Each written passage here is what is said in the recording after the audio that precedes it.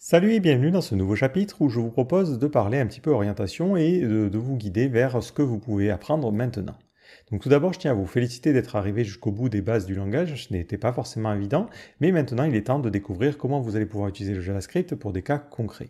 Donc vous avez deux choix qui s'offrent à vous, soit vous pouvez faire du JavaScript côté navigateur, c'est ce qui va vous permettre de rajouter des interactions sur une page web, c'est aussi ce que l'on appelle en général le front-end, soit vous pouvez faire du JavaScript côté serveur, donc avec des technologies comme Node.js, ce qui va vous permettre soit de créer des outils, par exemple un bot Discord ou un bot pour un système de messagerie, des outils qui vont permettre de traiter des fichiers, ou carrément même un serveur web qui va permettre de répondre à des requêtes HTTP.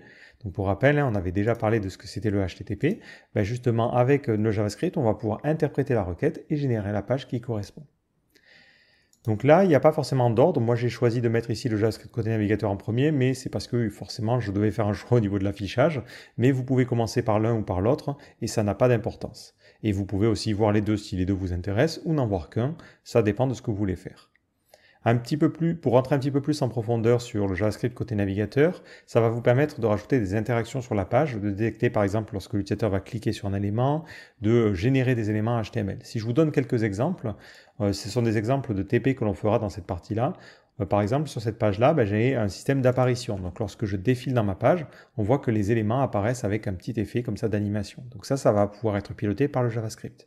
On pourra aussi utiliser le JavaScript pour créer des composants un petit peu plus avancés. Par exemple, on a envie de créer une boîte modale.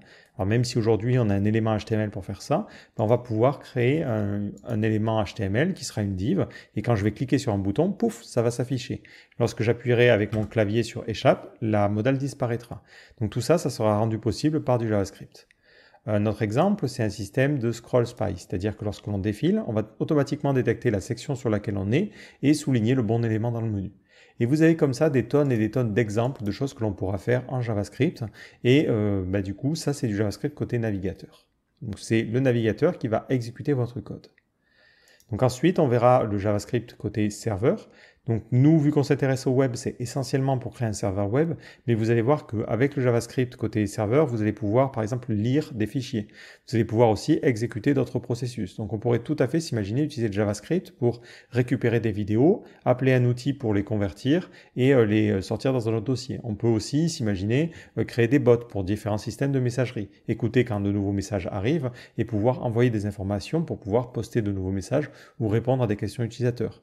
Et on pourra aussi, et c'est surtout ce qui va nous intéresser, créer des serveurs web pour répondre à des requêtes HTTP. Par exemple, quand je fais un appel à /blog, je vais aller me connecter à une base de données, récupérer les derniers articles, générer la page HTML et renvoyer ça pour que l'utilisateur voit un blog qui fonctionne. Donc ça sera rendu possible par le JavaScript côté serveur. Si vous ne savez pas trop ce qui vous intéresse, ce que vous pouvez faire, c'est regarder les premiers chapitres de chacun de ces sections-là et voir ce qui vous intéresse. Et ensuite, vous faites votre propre opinion et vous commencez. Donc je vous donne rendez-vous dans une de ces sections. Ciao!